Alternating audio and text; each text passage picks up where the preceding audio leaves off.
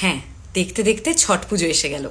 নিজের পাড়া থেকে শুরু করে ফেসবুকের ফ্রেন্ড লিস্ট পর্যন্ত ছট পুজো আসলে তবেই আমরা সবাই একজন বিহারি বন্ধু খুঁজে বেড়াই। কে আমার ফ্রেন্ড লিস্টে আছে, কি কে আমার পাড়ায় আছে, কার পরিচিতের পরিচিত আছে যে বিহারি, যার থেকে আমরা দুটো ঠেকুয়া পাবো। হ্যাঁ, হতে পারি আমরা বাঙালি, তবে আমাদের কাছে দুর্গাপুজোর পরেই যদি কোনো উৎসব হয় সেটা ছট পুজো। অনেক কঠিন কঠিন ব্রত আছে, পুজোর নিয়ম আছে, তবে ছট পুজো কিন্তু এর মধ্যে একদম আলাদা। ছট পুজোর নিয়ম শুরু থেকে শেষ অবধি মানে শুধু ঠেকুয়া আর এখান থেকে এই অবধি গেরুয়া সিঁদুর পরা নয়। ছট পুজো মানে নিষ্ঠা, ছট পুজো মানে তপস্যা, ছট পুজো মানে অপেক্ষা 1 বছরের, ছট পুজো মানে বাড়ির সবচেয়ে মূল্যবান সময়।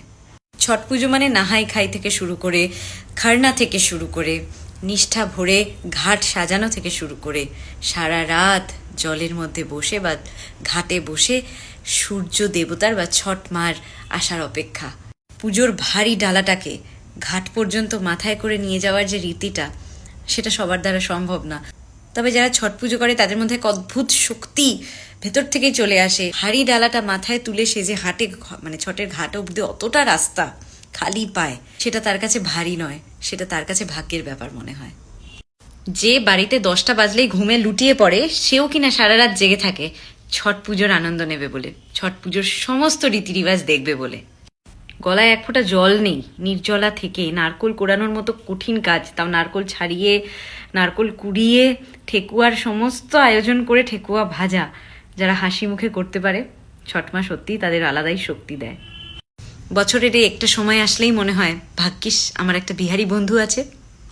আর ছট পুজোর পরের দিন ঠেকুয়া প্রসাদের জন্য যে লাইনটা পড়ে আর মানুষ যেভাবে একজন বিহারি বন্ধুর পিছনে পড়ে, সেটা তো কেবল একজন বিহারি বন্ধুই বলতে পারে। ছোটবেলায় সারা বছরে স্কুলে এই ছট পুজোর পর সবার টিফিন বক্সে একটা করে ঠেকুয়া পাওয়া যেত, আর সবাই সবার বাড়ির ঠেকুয়া টেস্ট করতো। ওদের বাড়ির ঠেকুয়াটা কেমন হয়েছে, এদের বাড়ির ঠেকুয়া প্রসাদ কেমন হয়েছে।